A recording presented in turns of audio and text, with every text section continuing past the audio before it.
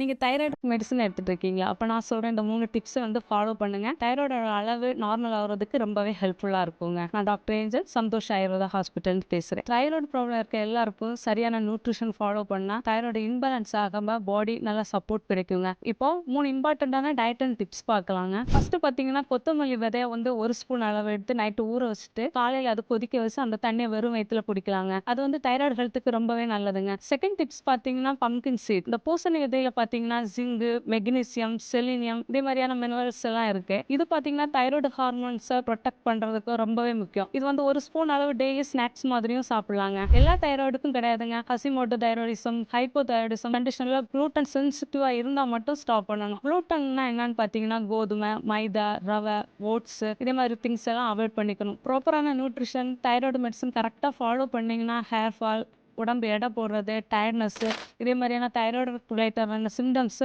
Reduce ஆக ரொம்பவே help ஆகுங்க.